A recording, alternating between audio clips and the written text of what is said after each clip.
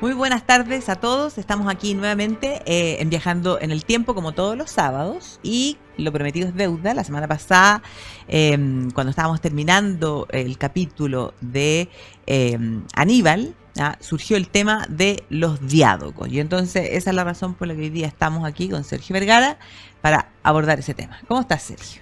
Muy bien, ¿y tú, Bárbara, todo bien? Todo bien, vengo bien, muy expectante porque la verdad es que este es un tema que uno lo tiene en la mente pero de una manera muy simplificada, o sea, es como que se muere Alejandro y después uno lo divide como en tres nomás la cosa, los herederos, y la verdad es que es un tema bastante más complejo y además es un periodo bien importante, pues este periodo al que se le conoce como este periodo helenístico, que va a ser en el fondo, que en términos podríamos decir culturales, bien impactante, bien importante.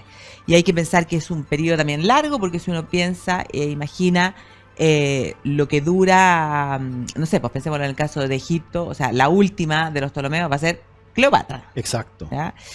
Entonces, lo primero, todo este conflicto surge una vez que en el año 323 Alejandro Magno muere en Babilonia. Correcto. ¿Cierto? Y muere teniendo un hijo ilegítimo con Barsine, un hijo todavía no nacido con Roxana, un medio hermano, pero medio deficiente mental. Exacto. Ya. Y entonces, de acuerdo a cómo era el mundo macedonio, tampoco era tan claro que tenían que ser los herederos así como directos como hijos los que heredaban, sino que también el más fuerte, y de ahí vendría esa idea que Alejandro dijo en el último minuto: ¿a quién le lega al más fuerte? Al más fuerte. Esa frase quedó acuñada, pero para la historia. Exactamente. Y aquí se arma el lío, ¿cierto? Ahí se arma el lío, sí. Sí, como bien dices tú, la verdad es que el mundo helenístico, cultural, geopolíticamente, es un mundo que ha quedado un poco relegado, pero es quizá el mayor, digamos, producto generador y epicentro de lo que vamos a entender como antigüedad. Y eso se sabe poco. Es cierto que Roma, el Imperio Romano, bajo todo lo que sentó Augusto, va a ser evidentemente este gran caballo cultural que nos va a legar, ¿cierto?, lo que nosotros entendemos como el mundo occidental. Sí. Pero eso es en el Mediterráneo occidental. Todo lo que es el Mediterráneo oriental, los romanos ya lo van a heredar, es decir, van a comprar la casa lista, con los cuadros colgados, sí, pues, claro. Todo. Tiene eso también práctico. Exacto. Y todo ese mundo que nosotros vemos, que conocemos de Alejandría, las grandes ciudades digamos, helenísticas de Turquía, todo lo que era Siria, Palmira, todo eso viene del mundo helenístico. Y el mundo helenístico es esa imagen que tenemos cuando decimos el mundo antiguo, nos imaginamos estas como ciudades greco-romanas de grandes avenidas, multiétnicas. Ese es el mundo helenístico. Claro, o por ejemplo, si lo pensamos en términos artísticos, o sea, no sé, el Laoconte, ponte tú, que uno dice, o sea, exacto, es precisamente de ese periodo, la ¿cómo se llama? La Victoria de Samotracia, sí, también, o sea, y entonces uno dice, es impresionante. O sea, es el mundo griego en esteroides. Claro. Eso es lo que es el mundo helenístico. Y por eso se pasa de llamar helénico a helenístico. O sea, claro, es decir, es una deformación en el buen sentido, pero también quiere llamar la atención en el sentido de que alude a una decadencia, ¿cierto? No en el mal sentido de decir una decadencia que se pudrió, pero de que ya los valores y las virtudes que habían cosechado, ¿cierto?, la filosofía y la moral helena, en este mundo helenístico ya se había desvirtuado, ¿cierto? Había mutado y se había transformado desde este mundo sencillo de la democracia, de la filosofía, en este mundo ya monárquico, imperial y de semidioses. Basta solamente ver la cara de ese hombre para decir, o sea, estamos a la sombra de semidioses, ¿cierto? Exactamente, claro. Estos personajes entre bellos y macabros que dan la impresión de que están por sobre nosotros. Claro. Yo me acuerdo que yo tuve clases con Héctor Herrera Caja, un gran maestro, y él definía lo helenístico desde el punto de vista, podríamos decir, positivo, como del legado, y como más cercano al periodo de Alejandro Magno, y él decía que es cuando lo griego, o lo heleno, se vestía de Oriente.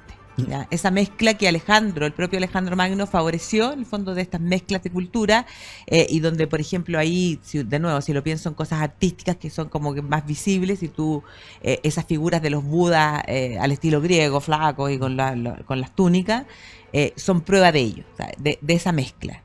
Pero, al parecer, con los sucesores de Alejandro, esa mezcla la unión de elementos con las poblaciones locales deja de ser el punto más fuerte. O sea, yo creo que no, porque pensemos lo siguiente. Alejandro parte su conquista primero con una sed supuestamente de vengar al pueblo griego de las atrocidades que había sufrido de la mano de los persas durante las guerras médicas. Después, esa finalidad migra a querer conquistar el mundo conocido y transformarlo en un mundo griego. Pero a medida que Alejandro va avanzando en esta conquista, va conociendo lugares de Asia Menor, ¿cierto? Anatolia, Capadocia, todo lo que eran las grandes ciudades fenicias, Egipto, conoce Babilonia, Persépolis, se da cuenta que este mundo oriental era mucho más antiguo, milenario, rico y culturalmente más amplio. Sofisticado, podríamos decir. O sea, imagínate lo que habrá sido, siempre pienso en eso, imagínate lo que habrá sido en el momento en que Alejandro y sus hombres llegaron a Babilonia. No, debe haber sido una cuestión de loco. Imagínate los jardines colgantes, lo que habrá sido Babilonia. O por otro lado, bueno, y que Alejandro también, que tiene que haber tenido un ego también bastante importante, el hecho de, no sé, en Egipto, cuando va al oráculo en Sigua y le dice, sí, tú eres hijo de los dioses, y se transforma en faraón, o sea, le tiene que haber ido gustando cada vez más con lo que se encontraba. Exacto, y así es como el fin y el sueño de Alejandro migra de querer construir un mundo heleno a querer construir un mundo cosmopolita donde lo heleno sea parte, digamos, pero donde este mundo heleno permee las otras culturas, pero que las otras culturas permeen el mundo heleno también. Y de hecho va a ser algo que Alejandro va a aplicar desde temprano en sus conquistas. De hecho va a mantener a muchos sátrapas persas en las satrapías originales. Él va a empezar a adoptar ciertas vestimentas persas, ciertas costumbres como la proquinesis, esto de que se postraran ante él. De hecho... Bueno, él además... toma el título de rey de reyes una vez que, en el fondo, cuando Darío muere asesinado por Beso, ya aparte de eso, Alejandro decide vengar esa muerte y salir porque se siente heredero de alguna manera. Claro, claro. Y piensa tú que antes de eso, en Egipto, se había nombrado faraón.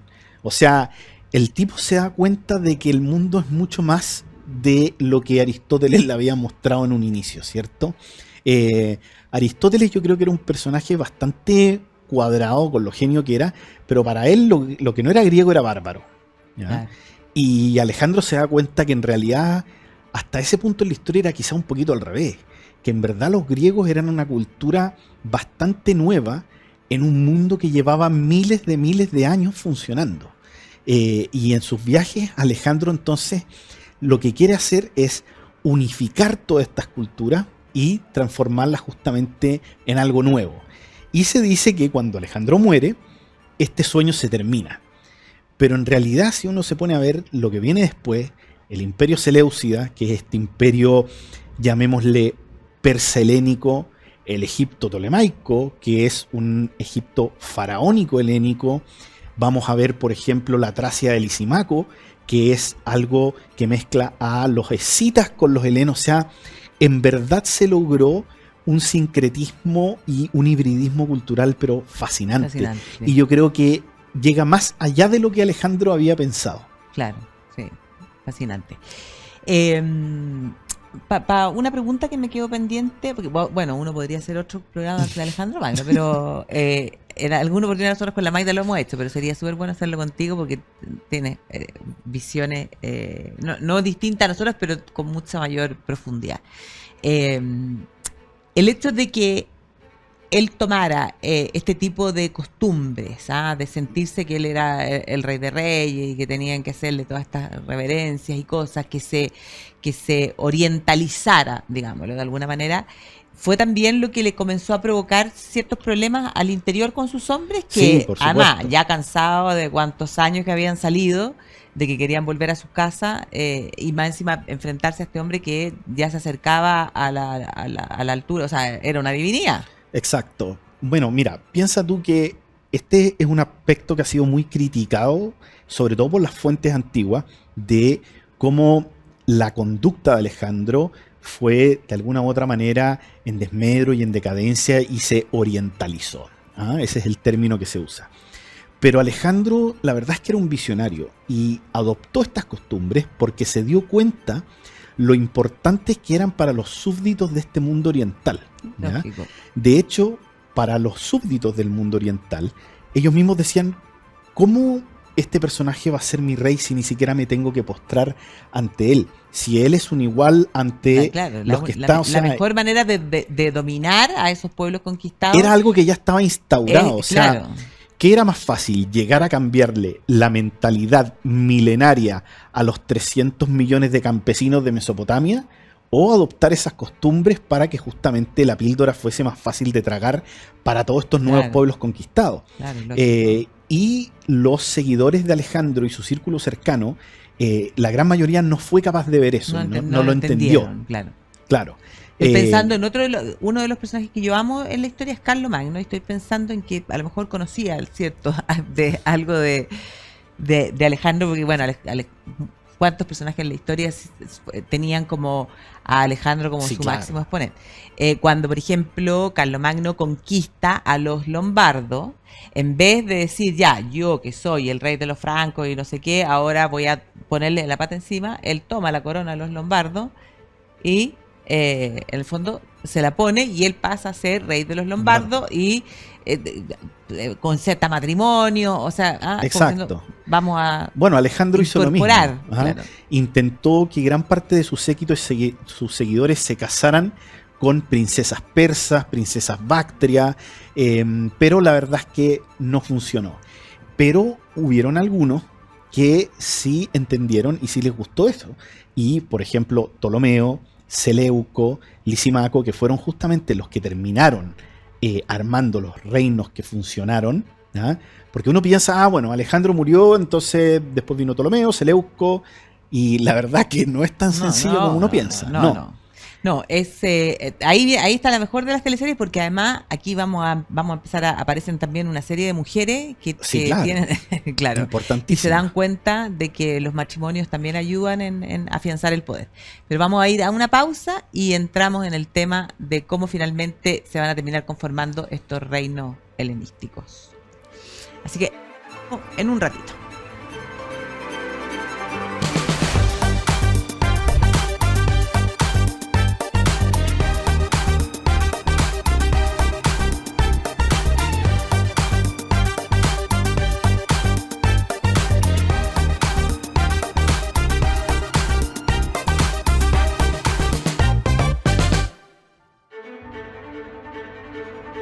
Bueno, y estamos de vuelta aquí conversando con Sergio.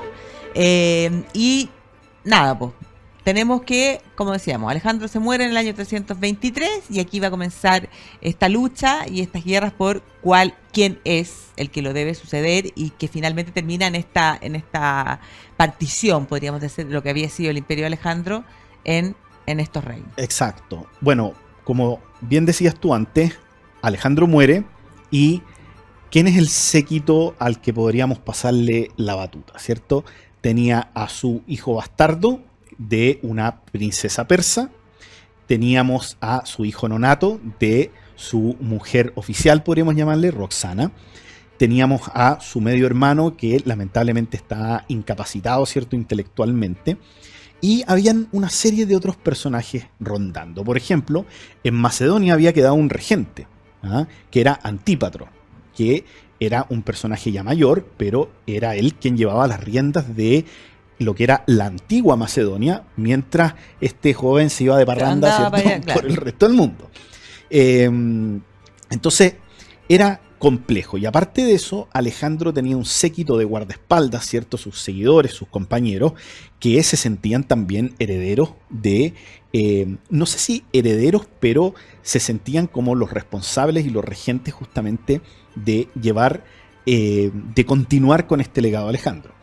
El problema era que, como decías tú antes, en la antigua Macedonia, cuando moría un rey, existía obviamente la costumbre dinástica, es decir, elegir a un sucesor, que fuese el hijo, el nieto, el sobrino, el hermano, pero este nuevo rey era aclamado por una asamblea que en gran medida era el ejército, ¿cierto? Que era la milicia en realidad de los macedonios. Pero estamos hablando de un estado que era del porte de un país pequeño de Europa, imagínate, 2 regiones de Chile. Acá estamos hablando de un territorio que era del tamaño de la actual Rusia, sí, claro, donde habían gobernadores, donde habían virreyes, donde habían sátrapas. Entonces, no era tan simple como decir, ok, aclamemos al que viene. Si es como Rusia, claro, si es como Rusia, como un cuarto de la superficie del planeta. Exacto, imagínate, en un imperio gigantesco multiétnico. Entonces, el problema no solo está en que Alejandro muere y no deja un sucesor designado, sino que aunque lo hubiese dejado, la cosa no hubiese sido tan simple tampoco. ¿Ya? No, porque además está la ambición, pues estamos hablando de seres humanos. Exacto, y piensa tú que además Alejandro era Alejandro, o sea, a un personaje como Alejandro, de ese arrojo, de esa potencia, tampoco lo podía reemplazar un niño de 10 años. Entonces, lo que pasó fue que Alejandro muere y este círculo, este séquito de sus seguidores, digamos, más cercanos, deciden entonces que primero van a gobernar de alguna u otra manera en una corregencia, en una asamblea, ¿ya? Alejandro, cuando muere, supuestamente dice al más fuerte, le lega el anillo, que era como el signet ring que dicen los gringos, que era el que representaba justamente el poder, el mandato. Se lo entrega a Pérdicas, ¿ya? Pérdicas era su mano derecha en todo lo que eran los aspectos militares, sobre todo el último tiempo de la campaña. Y va a ser Pérdicas entonces quien va a quedar como el regente y el guardián, pero en Mesopotamia, porque había otro regente en Macedonia, que era Antípatro. Y para sumarle más ingredientes a la sopa, justo antes de morir, Alejandro había mandado a Crátero, que era otro de sus generales, a reemplazar a Antípatro como regente. O sea, habían 3 regentes oficiales en ese minuto, que era Antípatro, Crátero, que iba de camino a reemplazarlo, y ahora Pérdicas como representante, digamos, o como regente provisorio en Babilonia. Aparte de eso estaban estos herederos, el hijo nonato, el hijo bastardo y el hermano incapacitado. Claro. Y poco a poco entonces se empiezan a producir roces. Una de las primeras cosas que pasa cuando muere Alejandro es que el territorio inmediatamente se fragmenta y cada uno de los sátrapas, virreyes y líderes militares que tenía asignado un territorio empieza a tantear la posibilidad de independizarse o ver con cuál de todos estos líderes aliarse, ¿ya? Lamentablemente no podemos entrar en detalles. No, porque además son tantos los nombres que después o sea, uno queda, no se entiende nada. Es que, o sea, Game of Thrones es los Rugrats. Exactamente, claro. Pero en el fondo lo que pasa es que ya van a existir toda esta serie de personajes que van a tratar de ubicarse de la mejor manera para ir quedándose con el poder. Y para eso se van a hacer alianzas, vamos a tener asesinatos, matrimonios con hijas de personajes importantes e incluso, por ejemplo, me atrevería a decir que ponte tú, en el caso de Ptolomeo, ya que el fondo que va a ser el que se va a quedar ahí en Egipto y va a formar esta dinastía tolemaica, siempre se dice que él decide, en el fondo, casi que robarse el cuerpo de Alejandro, sí, claro, en ese tremendo carro que tiene que haber sido un espectáculo, pero de otro planeta. Un funeral narco de la época. Exactamente, un funeral narco, y llevarlo a Egipto, supuestamente diciendo que para que el cuerpo de Alejandro descansara cerca del oráculo. Exacto. Cuando lo evidente era que Alejandro fuera a descansar a Macedonia, donde estaban todos los anteriores reyes de Macedonia. Pero como un modo de decir, yo tengo el legado, yo tengo el cuerpo. Exacto.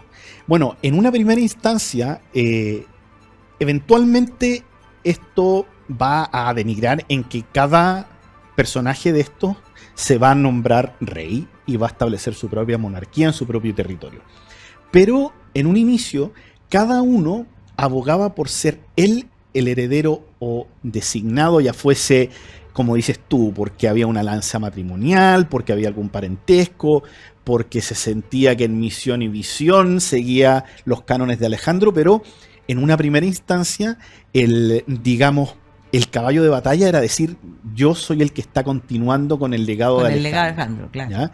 Y por eso van a buscar ciertos parientes de Alejandro para usarlos justamente como muñeco de trapo, como pantalla, digamos, mientras ellos gobernaban. Por ejemplo, Pérdicas, este primer regente, se va a aliar en una primera instancia con Roxana y Filipo Arrideo, que era el hermano de Alejandro. Después, por ejemplo, van a haber otros que se van a aliar con los familia de Antípatro, que van a ser los que tienen justamente la regencia oficial. Ptolomeo, por su lado, va a raptar el cadáver de Alejandro y va a decir como, yo soy el oficial porque estoy continuando con este legado. Todos van a encontrar algo, pero aparte de eso, dentro de todos estos personajes igual tenían de alguna u otra forma una cabida o un derecho a ser, digamos, los sucesores, porque todos pertenecían a la nobleza macedonia, ¿ya? O eran primos de Alejandro, o eran parientes lejanos de Alejandro, o eran de otra familia noble macedonia, pero todos tenían de alguna u otra manera el derecho a pedir una tajada de este gran imperio. Y lo más curioso es que dentro de toda esta ensalada de nobles macedonios que están queriendo su tajada, su reino y todo, va a haber un personaje que no tiene nada que ver y que va a ser uno de los más exitosos y que nadie daba un peso por él. Pero ya voy a llegar a ese personaje. Ya. En una primera instancia, después de este primer Juego de Tronos, que se empiezan a alinear ciertos personajes y empiezan a digamos, correr sangre y a rodar cabeza, van a quedar primero Antípatro con su hijo Casandro en Macedonia, ¿ya? Va a quedar Ptolomeo en Egipto, va a quedar Pérdicas en Babilonia, va a quedar Lisimaco en Tracia y Antígono Monoftalmos en Asia Menor y el Levante. Monoftalmos tenía un solo ojo, sí, es notable el personaje. Eso. Y era el mayor, él era el más viejo, entonces es un personaje genial. Y así se está arreglando el mundo, ¿ya? Pero poco a poco, bueno, aquí se empiezan a establecer unos límites y unas fronteras que están constantemente bailando, y entre estos personajes se empiezan a hacer alianzas que también están constantemente cambiando. Claro, me imagino que se tienen que haber aliado dos en contra de uno que se estaba haciendo demasiado fuerte y así. Correcto. Y entre toda esta ensalada, Pérdicas decide enfrentarse entonces justamente con con Ptolomeo por el tema del cuerpo de Alejandro. El conflicto evoluciona en algo mayor y Pérdicas termina siendo asesinado por sus tropas y se genera un vacío de poder que lo empieza a llenar entonces Seleuco, este personaje que hablamos, Antígono, pero entre medio estaba la familia de Alejandro, que era Roxana, ¿cierto?, con este hijo nonato. Y ella dice, bueno, ¿con quién me alío? Porque ya no me queda nadie. Y entre medio de todo esto había un secretario que no era macedonio, ¿ya? Era un hombre probablemente de una familia buena, acomodada del mundo griego. Había nacido en una ciudad que se llamaba Cardia, ¿ya? Y este personaje se llama Eumenes. Eumenes era el secretario de Alejandro. No era un hombre militar, ni mucho menos. Era un escriba. Y este personaje entonces dice, ¿sabes qué? Yo voy a entonces transformarme en defensor de la dinastía verdadera, que sería Roxana y este hijo nonato, que sería Alejandro IV, de alguna otra manera. Y obviamente con intereses personales de por medio. Evidente.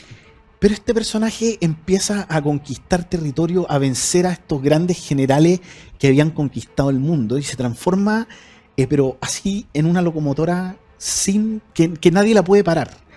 Y dentro de todos estos grandes generales macedonios, que está Ptolomeo, Seleuco, Antígono, Lisimaco, Antípatro, está Eumenes de Cardia conquistando su territorio y era el único que no tenía cabida para nada. Pero usaba justamente como insignia entonces a Roxana y al hijo nonato, que ya en ese minuto creo que ya había nacido. Ya.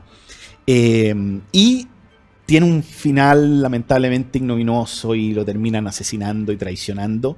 Pero dura prácticamente 6 años este personaje, forjando su propio imperio en Capadocia y en Anatolia. Y es notable cómo, y termina venciendo nada menos que a Crátero, que era este hombre que habían mandado a la corregencia, que era el mejor general de Alejandro, lo termina venciendo en el campo de batalla. O sea, imagínate. No, este Eumenes de Cardia es fascinante. Fascinante. Sí. Y todo esto haciendo, en el fondo, otorgándose el papel que era el defensor de esta Roxana y del Alejandro IV. Exacto. ¿Cierto? Que ya tiene que haber sido un niño de unos 6 años, no sé. Lamentablemente, después cuando muere Eumenes, mandan a Roxana con Alejandro a Macedonia, donde Casandro, el hijo de Antípatro, que va a ser quien va a heredar todo este mundo macedonio, termina asesinando a la madre de Alejandro. Sí, porque no hay que olvidar que la madre de Alejandro todavía estaba viva. O sea, sí, la Olimpia de Tiro y esa... Tenía hasta aquí ya a toda la corte macedonia. Claro, Casandro parte por asesinar a Olimpia, sí, ¿no? Es que yo creo que ya la vieja los tenía colmados a todos. Y tiene que haber sido una mujer no fácil. Es que desde el minuto 1, desde que llegó con Filipo II Macedonia, parece que causaba problemas. Exactamente, sí. Así que termina finalmente desapareciendo como los miembros de la familia Alejandro, terminan todos muertos. Cuando eliminan a todos los, digamos, herederos sanguíneos, estos personajes que estaban forjando sus propios imperios, deciden de alguna u otra manera acabar con esta pantalla y esta farsa del mundo de Alejandro y se autocoronan o se autodenominan reyes, rey de reyes, faraón y el título que corresponda en su territorio, y se transforman entonces en lo que vamos a conocer como los reinos helenísticos. Reinos helenísticos. O sea, claro, en el caso de Ptolomeo es faraón. Exacto. Seleuco, rey de reyes. Rey de reyes, y por eso se habla de imperio seleucida. Exacto. Después el de Macedonia, rey. El rey de Macedonia, y Lisimaco, rey de Tracia. Bueno, antes de que todo esto pasara, hubo un personaje, que era este Antígonos Monoftalmos, que ya era el mayor de todos, que fue quien originalmente logró el imperio de mayor amplitud, más que incluso el que había logrado formar Seleuco después. Pero Antígono ya era un hombre mayor y lamentablemente murió y le legó este tremendo imperio a su hijo Demetrio, ¿ya? Y Demetrio es un personaje, no sé si tú has oído hablar de Demetrio Poliorcetes, que es como... algo, pero... Ya, es un rockstar, ¿ya? Pero hizo todo mal, pero la cantidad de cosas que hizo para intentar mantener este imperio, o sea, fue... increíble la cantidad de veces que se cambió de bando, que rindió un territorio, que perdió una batalla, que se movió para acá. O sea, Aníbal guagua de pecho al lado de Demetrio. Claro, Demetrio. Y Demetrio, justamente, una de las cosas que intentó conquistar fue la isla de Rodas, ¿ya? La isla de Rodas era digamos, una ciudad-estado independiente. Y en esta conquista, para poder conquistar esta gran ciudad amurallada de Rodas, Demetrio Poliorcetes, que significa justamente el conquistador de ciudades, construyó una torre de asedio la más grande que se había visto en la historia de la humanidad. Finalmente no resultó tomar Rodas, pero quedó el esqueleto de esta torre ahí, que era una cosa gigantesca. Y los rodios, como monumento a la victoria, decidieron tomar el esqueleto de esto y fabricar el coloso de Rodas con esta... Ay, no te puedo creer que esa era la historia del coloso de Rodas. Esa es la historia del coloso de Rodas, es notable. Claro, que de las 7 maravillas del mundo antiguo. Sí, que es como la que siempre más me ha llamado la atención de haberla podido ver. Claro, sí, increíble. No, hay unos personajes aquí que son, o sea, todos dignos de ser protagonistas de una película. Sí, o sea, Game of Thrones, yo siempre he dicho, ¿cómo a la gente le gusta tanto Game of Thrones si no conoce esta historia? Claro. Y ahí entra lo que hablábamos antes, el rol de las mujeres, por ejemplo, fue clave. Porque en Grecia, hasta ese minuto, desde que en Grecia A ver, Grecia pasó desde la Grecia arcaica, donde habían ciertas monarquías, a oligarquías donde hubo tiranías, y después eso migró en democracia y oligarquías republicanas. Y a medida que esto se iba de alguna u otra manera transformando en gobiernos pseudodemocráticos, oligárquicos, democráticos, republicanos, la mujer perdió su rol y perdió su importancia y quedó absolutamente relegada a segundo plano. En las monarquías el rol de la mujer era clave, porque era la mujer la que a través de matrimonio, a través de hijos, ¿cierto?, a través de relaciones sanguíneas, establecían las monarquías. Cuando aparece la democracia, ¿cierto?, y las oligarquías, eso desaparece y la mujer queda relegada a segundo plano. Pero ahora que se reinstauran estas monarquías en este mundo helenístico, el rol de la mujer es clave nuevamente. ¿Ah? Claro. Y eso lo vamos a ver primero en la Macedonia de Filipo II, ¿ah? Con Olimpias, con las hijas, con las hermanas de Alejandro. Y va a ser así como, por ejemplo, las hijas de Antípatro, las hermanas de Seleuco, las hijas de Lisímaco, entre todas van a estar viajando. ¿Has visto cuando uno ve en el teléfono esos como mapas que muestran los aviones, los vuelos que están? Las hijas de los reinos, de los reyes helenísticos estaban constantemente viajando para casarse con uno, divorciarse del otro. Sí, porque se casaban, o sea, un mismo personaje se casa, o sea, una misma esta mujer se casaba con dos de estos. Exacto, que estaban ahí en la disputa. de las mujeres más famosas, por ejemplo, van a ser Berenice, Cleopatra, que eran las hijas de Antípatro, que fueron las mujeres de Ptolomeo, ¿ah? Y va a ser así entonces como, por ejemplo, también Seleuco. Bueno, Seleuco va a tener una mujer persa, va a ser el único que va a mantener un matrimonio, digamos... Como la costumbre que había querido establecer Alejandro. Claro, étnico, digamos, de hibridismo étnico. Y por eso el imperio de Seleuco después también va a ser un imperio tan, digamos, sincrético, tan cosmopolita, porque los otros imperios, piensa tú que, por ejemplo, los Ptolomeos, que se autocoronaron faraones, no sabían hablar egipcio. No, po. Mientras que Seleuco sí sabía hablar persa, sabía hablar arameo, claro, y había cultivado justamente esta cultura. Claro. No, es ya impresionante todo este enredo para que lleguemos finalmente a la conformación de... ¿Son 4? O sea, siempre van a haber pequeños reinos independientes entre medios. Pero claro, los importantes son el Egipto tolemaico, el Imperio Seleucida, la Macedonia, llamémosle, de Antípatra, ¿ya? Y después va a estar la Tracia de Lisímaco, que eventualmente va a ser conquistada mitad por Seleuco y mitad por Casandro, digamos, la dinastía de los... se le llama la dinastía... Es que hay otro Antígono entre medio, entonces también es la dinastía Antigónoda, ¿ya? Pero es un enredo... Sí, mayor. Pero tenemos que ir a comerciales y, ¿cómo se llama? Y volvemos para seguir hablando de este tema.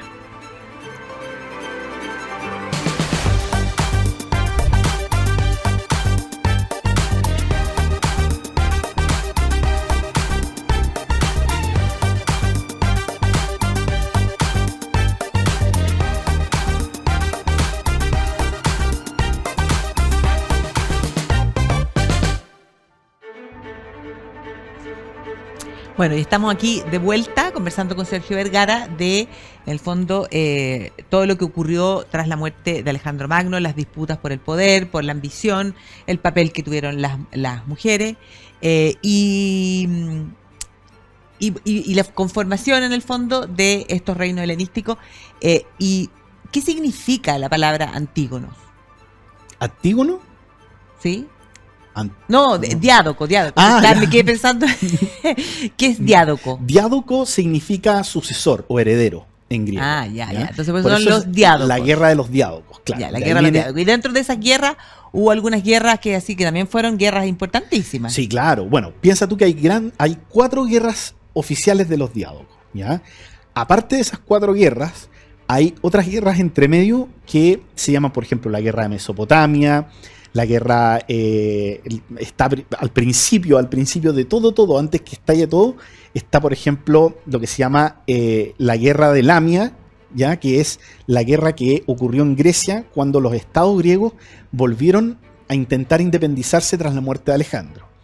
Después viene la guerra de Mesopotamia, después viene la primera gran guerra de los diádocos, después viene una guerra siria, después viene la segunda guerra de los diádocos, y así, y hay una cantidad de conflictos menores, porque por ejemplo, aparte de la guerra de los diádocos, siempre estuvieron entre medio las guerras siriacas, que eran las guerras de los seleucidas contra los ptolomeos, pero en la que no participaban los otros diádocos. O sea, el enfrentamiento entre esos dos solamente. Y estos ejércitos eran todos ejércitos que tenían todos elefantes, todos la falange macedonia, todos los jinetes de caballería liviana de los pueblos escitas, o sea, eran ejércitos pero formidables y gigantescos, ¿no? Claro, hay que pensar lo que hablábamos en el capítulo pasado, cuando Aníbal se enfrenta, en el fondo, se enfrentan a los romanos. Entonces, cuando tú decías, estos ejércitos que tienen, lo mínimo que tenían en el fondo eran los elefantes. Exacto, y aparte acá se abren las puertas a todo un mundo mercenario, que cada uno de estos otras culturas y reinos pequeños empiezan a prestar un servicio de mercenario, cosa que ya había hecho Alejandro en todo su camino, ¿cierto? En todo su recorrido. Imagínate, desde Macedonia hasta la India, iba, digamos, contratando fuerzas mercenarias que tenían las técnicas de combate de cada una de las zonas. Por ejemplo, en el Afganistán montañoso, Alejandro no podía pelear con su falange de las zárizas de 5 metros. Entonces contrataba mercenarios que supiesen pelear, y todo esto se instaura también en los reinos helenísticos, ¿ya?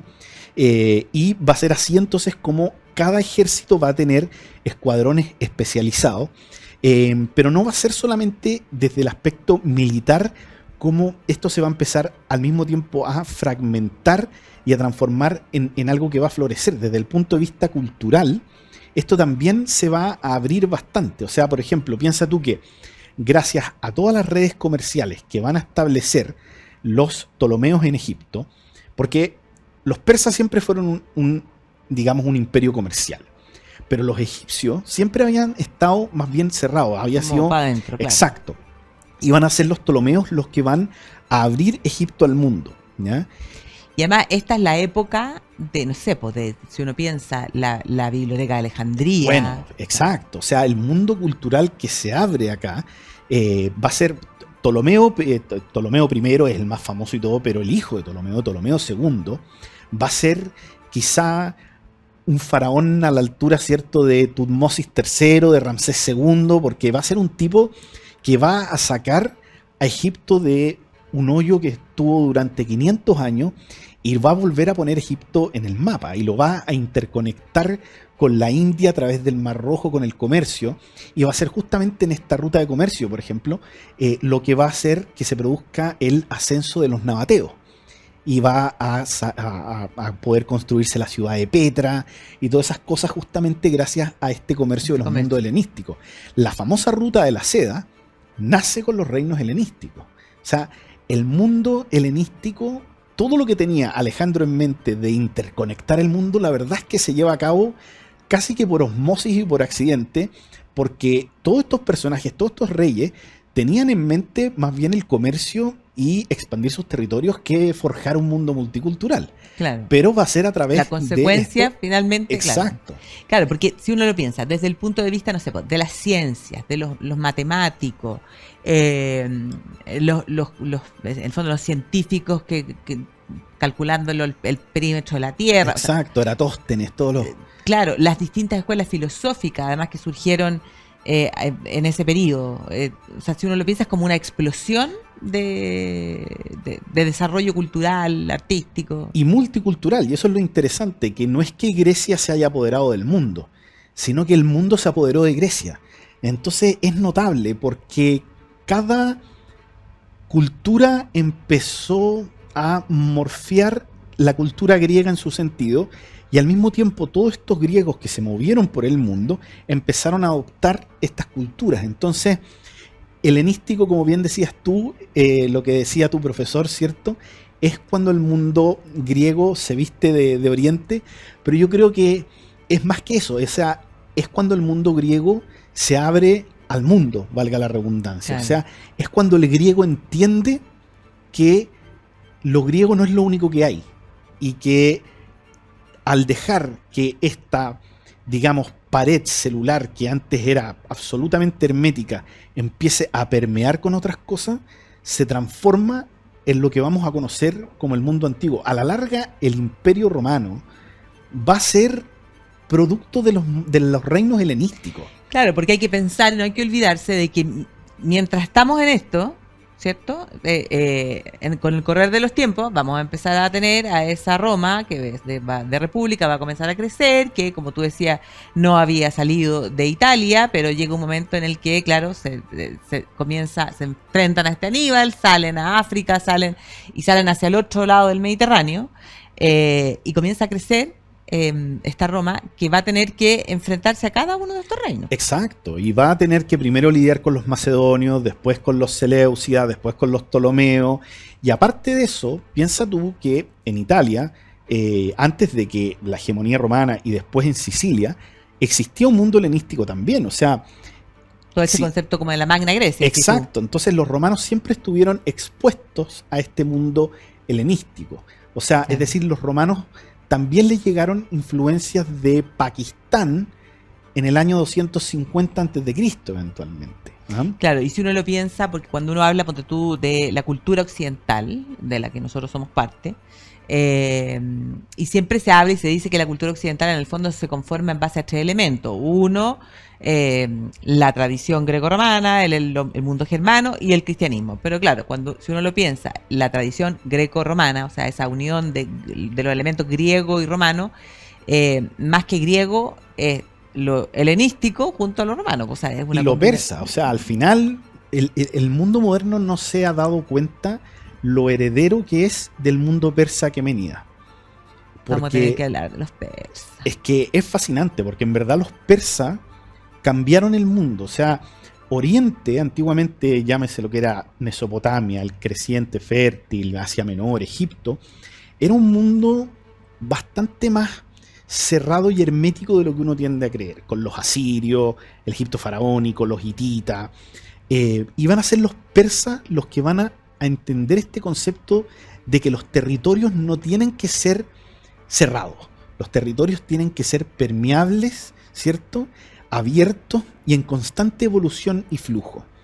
Y eso los griegos lo van a tomar de los persas y eventualmente los romanos lo van a tomar de los helenísticos, que lo habían tomado de los persas. Entonces es increíble como, por ejemplo, el sistema imperial romano que instaura Augusto, que ya había pasado por 85 filtros, pero en esencia es prácticamente el mismo sistema de las satrapías persa que había en su minuto craneado Darío. Entonces... Claro. Ahora me quedé pensando una cosa. Tenemos estos persas aqueménidas, ¿cierto?, que parten con la figura de Ciro, ¿cierto? Y el último entonces es Darío III. Darío, al que vence a Alejandro Magno, ¿cierto? Claro. Y entonces, a partir de ese momento uno podría decir que ese mundo persa, ese imperio persa queda en manos de Alejandro y después... de Seleuco. Claro. Porque después el imperio persa va a seguir bajo distintas otras dinastías. Exacto. O sea, siempre va a mantener, imagínate, una cultura y una idiosincrasia tan fuerte y tan milenaria, no fue capaz de ser fagocitada 100% por el mundo heleno. No, pues claro. Fue al revés, de hecho. Tú miras, por ejemplo, el mundo seleucida, después el imperio parto, después el imperio persa sasánida. Incluso más adelante los califatos árabes van a tener mucho más de eso. Claro, sí, hay que, o sea, como para que la gente lo tenga en mente, hay que pensar que como imperio persa va a durar hasta el año 1979, cuando se produce la revolución islámica con el Ayatollah Khomeini. O sea, claro, va a ir cambiando de dueño y de nombre. Claro, el último ya es Mohamed Reza Pahlavi. Es muy parecido a lo que pasa con el Egipto antiguo. Piensa tú que el Egipto unificado nace en el año 2500 a.C., ¿cierto? Con Narmer, el primer faraón, y termina con Cleopatra. O sea, y uno habla del Egipto faraónico. Entre medio lo gobernaron persas, lidios, nubios, y todos hicieron algo, pero es el Egipto faraónico. Con lo que es el mundo persa pasa un poco lo mismo, ¿cierto? Da lo mismo si estén griegos, partos, sasánidas, persas, seleucia, era el mundo persa. Qué lamentable no poder hoy día esa zona que es tan compleja, o sea, poder no poder conocer. Piensa tú que y ese mundo tiene todo una pata no conocida, también por problema de los conflictos modernos, que es todo lo que es Kazajstán, Afganistán, Pakistán. Todos los que por ahí están. Exacto, todos los que ya no están, porque los han borrado, tenían una cultura riquísima. De hecho, cuando durante el gobierno de Antíoco IV, después de que Antíoco III pierde contra los romanos, muere más adelante, lo sucede, no sé si es un sobrino o un hijo, que es Antíoco IV, entra en una especie de decadencia un poco el imperio Seleucia, y Antíoco IV entonces no logra contener este territorio, y hay un reino que se independiza, que es el reino greco-bactrio, ¿ya? Y este reino era donde se construyeron justamente estos budas gigantescos, porque en realidad el budismo nace ahí, en este sincretismo entre confucianismo, budismo, el panteón olímpico de los griegos, va a ser como este mundo budista en lo que es hoy en día Afganistán va a empezar a migrar, y ahí se van a escribir los primeros tratados budistas del mundo. Y de hecho este mundo greco-bactrio va a tener una guerra con los chinos más encima, el año 150 a.C. O sea, imagínate, en el mundo helenístico hubieron guerras de los greco-bactrios con los chinos. Tomar contacto, claro, y eso implica cierto contacto con el mundo chino. Entonces es increíble. Sí, increíble. Vamos a tener que hablar de los persas, ¿no? Así no, que, de todas maneras. De todas maneras vamos a hacer un programa especial para eso. Vamos a ver si con la Magdalena, los tres juntos, o nosotros dos. Pero ahí les vamos a estar contando. Así que, nada, pues te agradezco muchísimo. O sea, que realmente yo soy la que más aprende en los programas con Sergio. Así que nada, darte las gracias y nos vemos en un próximo programa. Nos vemos, pues. Muchas gracias. Nos vemos el próximo sábado.